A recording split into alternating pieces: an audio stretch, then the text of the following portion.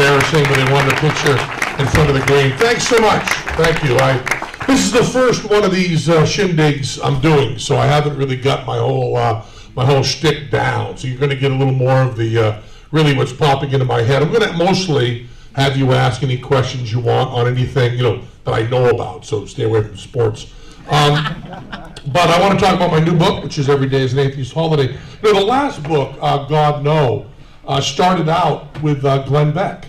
He started out with me talking to Glenn Beck and becoming friends with Glenn Beck, and wanted to answer some of the questions he brought up to me. Being very, very odd friends. With him being with Glenn Beck being a Mormon and me being a graduate of Clown College, it's very clear we're both wearing funny underwear, but for different reasons. And then this book kind of started with Piers Morgan. Went on Piers Morgan's show. I'd never been on before, and for those of you who don't know Piers Morgan personally, my good friend Stephen Fry over in England, a brilliant man, was on a television show. Was talking about word meanings and derivations, and Stephen Fry said that the word countryside meant the killing of Piers Morgan. Countryside, the killing of Piers Morgan. So, so that's the kind of guy Piers is. So I was on his show, and he started out the show before we went on talking about how much fun I was going to have on Celebrity Apprentice, a lie, and how happy he was to have me there. Another lie. And he started the interview by saying something essentially like, I don't like you and I don't like your book. And then it went downhill from there.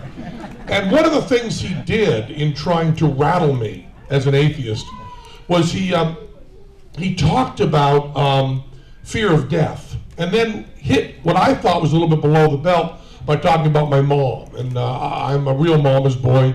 If you wonder about the red fingernail, I wear the red fingernail because it's my mom's nail polish, or my mom's nail polish and my dad's ring. I was very close to my parents. And he said, doesn't it hurt you that there'll be no afterlife? You don't believe in an afterlife, and that you'll never see your dead mother again. It's really nice when you're on live television and someone is talking about your dead mother. But that's the kind of guy he's. So we're talking about that, and I just said to him, I got kind of an inspiration. And he said, how afraid of you are of death? How much does it hurt you that you won't be around in the future? And I said, 1909. How much does 1909 scare you? And he didn't know what I was talking about. And I said, 1909, you weren't around. In 1909, for all intents and purposes, you were dead. In 1909, that's the year my mom was born. But 1909 to you, Piers, is exactly like 2109. You won't be here. And it's just not that frightening. It's just kind of okay. You have won the biggest lottery you could ever win in the universe. You are here, as Richard Dawkins has said many times. You are here. The chances of any one of us being here and alive and seeing this wonderful world are so close to zero, it almost doesn't matter. But we've made it. We've already won. And the idea that you could have things like my mom's orange Jell-O and sunsets and love and each other and art and beauty and truth and all these things we have around us all the time and love, and then have the lack of grace to ask for more. Then you want more. Then you want an afterlife. Then you want all this stuff beyond that. And I thought about November 11th, 1909, the day my mom was born. If you're having trouble doing the mathematics, my mom was 45 when I was born, and I'm now 57. So it doesn't work out. My mom was born way back in 1909. And I think about that date and how important that date is to me, even though I wasn't alive then. And from there, kind of, hello. Are you alive?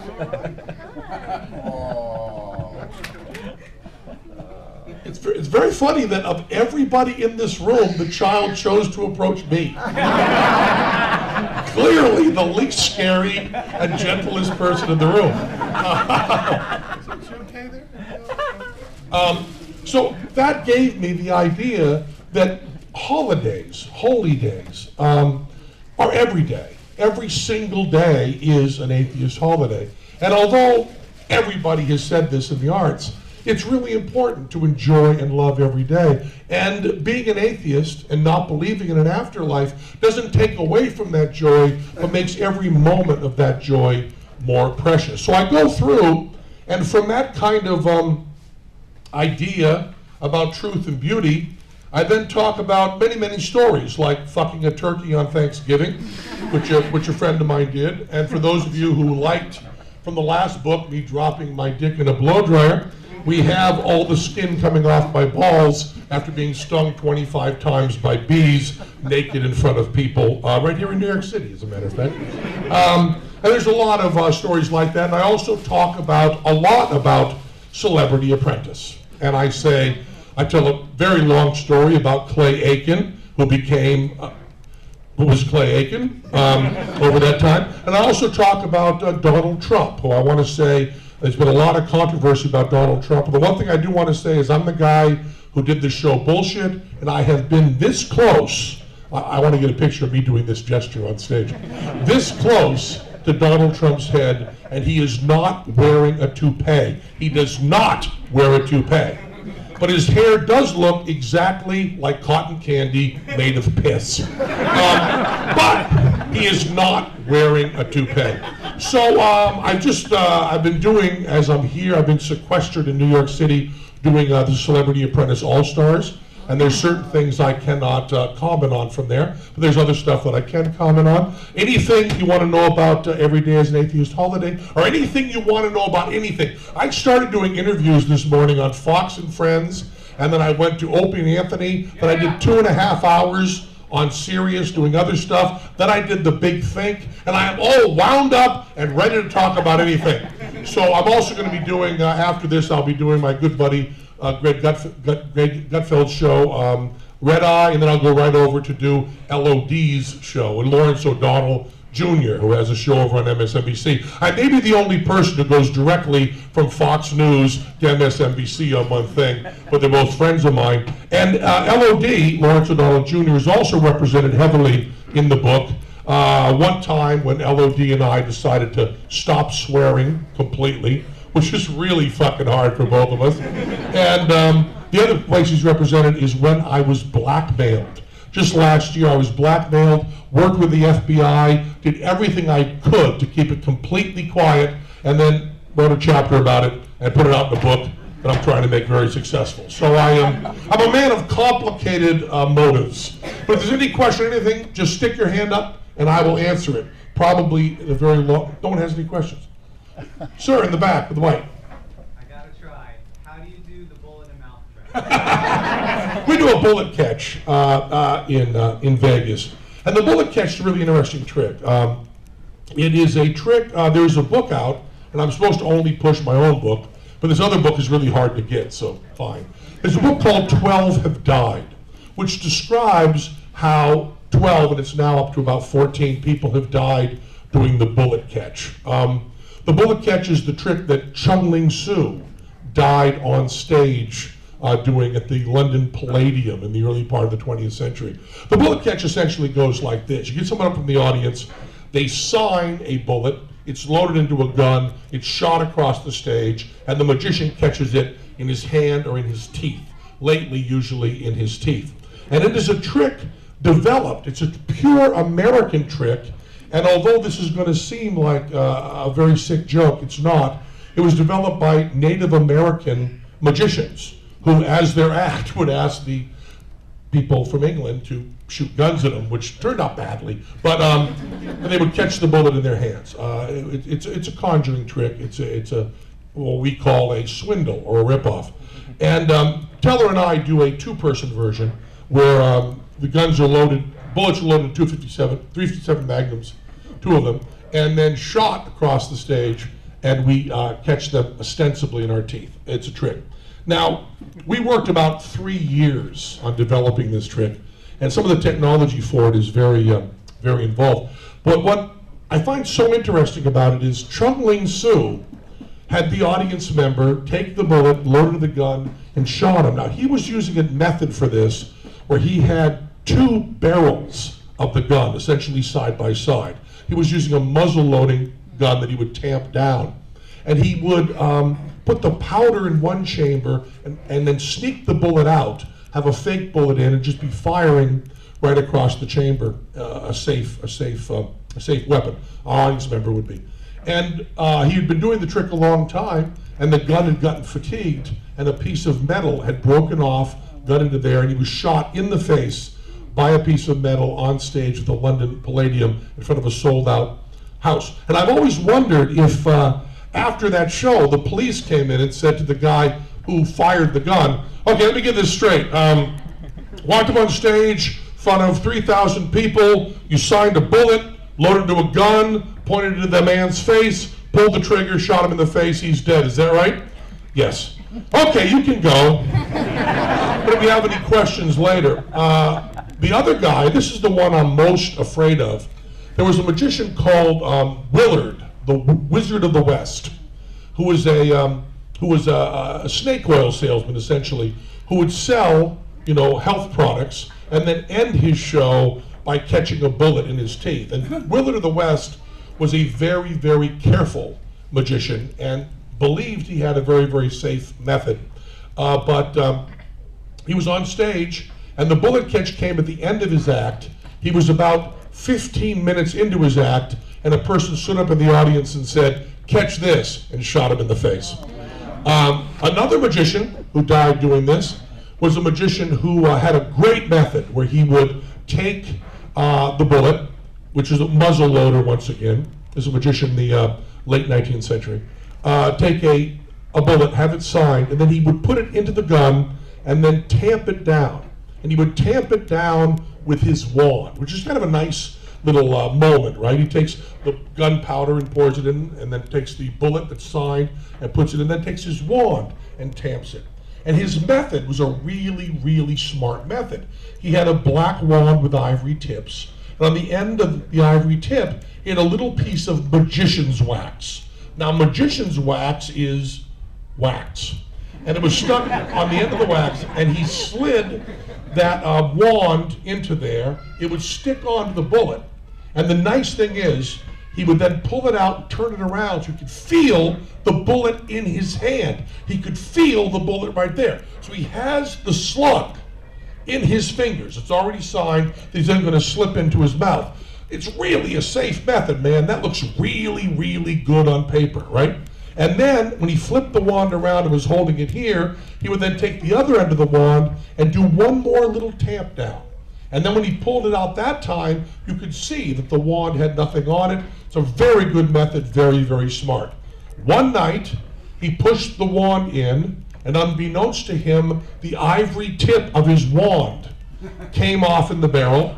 He brought it out, showed it, loaded the bullet into his mouth, and got shot in the face and killed with the ivory tip of his very own wand. So that's how 3 of the people who did this trick have died. And Teller and I have been doing a version where we shoot through glass panes and then catch it in our teeth and then examine. It's the same thing. And our method is different than those. Next question. I moved like a crippled elk. But no one danced with more joy than me. And on top of that, I didn't know this about dance, and I think this has to do with the difference between the speed of light and the speed of sound. Dancers do not care about where the beat is. It's astonishing. I'm a bass player. I play upright bass, I play bebop jazz, and I play electric bass. And the pocket is all that matters on music, certainly on bebop jazz. You've got to have that pocket. And when they measure Ray Charles, his snaps and songs, he's within milliseconds of where he should be. To just carry a beat like that with no variation is really, really difficult. That's what makes music so beautiful. So we went into Dancing with the Stars. We were doing our rehearsals, and Kim Johnson, who's my partner, was fabulous and wonderful, and they let her be my partner because she was the only one of the partners that wasn't a Christian. So they thought they'd give me a chance. And we would talk about it, and she didn't care at all about where the beat was. And I was watching the other celebrities rehearsing on Dancing with the Stars, and they were just not on the beat. Even the ones that did the best were not exactly on the beat. And I could not understand. I was just going, wow, we've got this. None of the rest of them know where the beat is. They're kind of moving beautifully. They look gorgeous. Every line is great. But shouldn't their foot go on one? Wouldn't that be really important? And then we got up there and we danced exactly in beat, and we were completely thrown off. And then I went, probably a little bit too late, and watched some video of ballroom dancers and other kind of dancers on YouTube. And I noticed that they're also out of time. Your best dancers are often a little bit out of time compared to a real jazz musician. I mean, compared to Ray Brown playing bass, or Oscar Peterson or Mingus or somebody. They're a little bit out of time, but your mind adjusts and put it together. So on Dancing with the Stars, the really important thing on that show was not to look like a big ugly son of a bitch with a square head stumbling around the stage. But I did hit every beat perfectly. As far as Trump's show is really interesting because whatever opinion you have of Donald Trump, the show is run really honestly. A lot of people think there's manipulation of the situation, that people are brought their lunches late and made crazy. And it's really not that. I didn't really understand it until I read Daniel Kahneman's book, Thinking Fast and Slow, where he talks about ego depletion. And the fascinating thing about what I learned from the ego depletion chapter in Thinking Fast and Slow is if you put cameras on people for 2 or 3 hours, they're very, very careful what they say, and they do a very, very good job. If you keep cameras on them for about 8 to 10 hours, their ego becomes depleted and they have no control. And that's why really nice people end up squabbling and screaming and bickering on that show. But, that show and Dancing with the Stars did sell tickets to the Penn Teller show in Vegas. And I want to do a great show, but I also want people to see it. So I go on those shows and I enjoy them while I'm doing them, even though it's not what I really do. What I really like to do is do the show and write books. I'm actually happiest when I'm writing. Should I finish up, Glenn, or take one more question?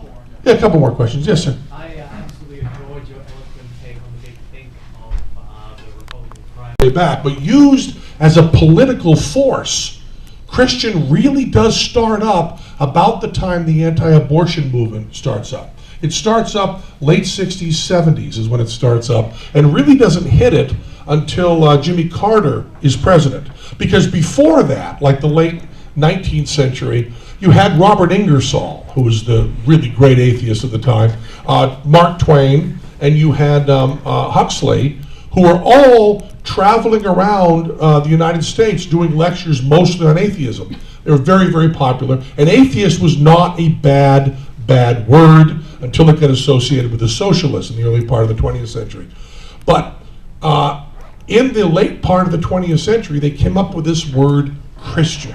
And the word Christian was magic, because before that, Catholics and Baptists and Southern Baptists and Bob's Bait Shop and Baptists and Methodists were all considered totally separate sects. And if you break them down into separate religions, atheists have a really good chance of being heard.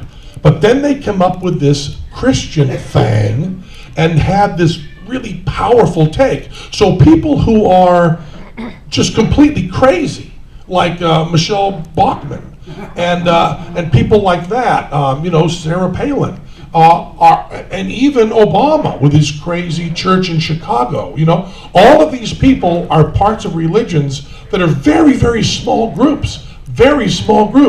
But then they automatically and magically use this word Christian. And you got this big blanket, and that's when all the Christian Nation garbage starts coming in and all of that. And what's happening now is really, really crazy, because atheists are getting numbers. There's a lot of polls out there, and I don't want to quote one that's wrong, but people with no religion, which is slightly different from atheists, I don't want to misrepresent, But people with no religion are around 20% of the country now, which makes, well, if you call atheist a religion, which is like calling not collecting stamps a hobby, if you call atheist a religion, it's the fastest growing religion in American history. And so I'm hoping that the same people who bundled together the Baptists and the Catholics and the Methodists and the Congregationalists, people that bundled all of them together and called them Christians, will have to continue for political reasons to broaden even further and maybe get to calling everyone Americans, and maybe the step beyond that and calling people people. I'm hoping that that trend of the Christians being inclusive keeps going until it includes me. So that's all. That's what I'm going for in that. And I won't go through the individual people because they're all gone now. But please remember that Obama has said he is Christian, and he says that all the time. I know you're doing that like you have a secret deal with him. Has he said something different to you? No. So he's either Christian or he's a liar, and I'd rather go with Christian until the Benghazi thing comes out. Yes. I saw a... Mi parolas Esperanto. Okay. I saw your video clip about the language Esperanto. Thank you for speaking in Esperanto. And I want you to say a few words on that and how you perceive international relations in the future and interreligious relations in the future. Well, he's talking about Esperanto, which is, we all know William Shatner did a movie in. It's the international language. It's a real whack job thing that I absolutely love and studied. And the thing is that I think technology took over. I mean, the translation software is getting so phenomenal that we really are. I mean, our solution to everything ends up being technology. I mean, I know I keep quoting other people's books and watching the people from Penguin there wince, but Steven Pinker's book about the angels, the Better Angels book about how violence is going down is just incredible. I mean, the world really is getting better, and everybody really is getting happier, and there really is more love and peace and lack of violence all over the place. And wow, watch this, just watch this, watch professional work. And I think that's because every day is an atheist holiday. I think I'm gonna vomit. You want to do what? We got one more question because you know you're gonna introduce things. Yeah, I got to go do Red Eye. But yeah, let's take a question for you. I was just going to ask, Christopher Hitchens died last year. He's one of the great atheists of our generation. Was he an influence on you at all? Christopher Hitchens was my hero and my friend. There's a whole chapter in here about two very good friends of mine, Christopher Hitchens and Tommy Ardolino, who died very close to the same time, and who I loved dearly. And Hitchens, you know, when I would do one of those pundit talking head shows with Hitchens, even if I disagreed with Hitch on the whole subject, I would find something he said to agree with just so he would not rip me a new asshole. I had an experience with Hitchens that it's not really much of a story, but it means the world to me. I did a movie called The Aristocrats, as you mentioned, and I thank you. I had just finished up close to a final cut, and it was just at my house. It was no place else. We had about another 3 or 4 months and fix up sound and all of that. I did the sound of the movie.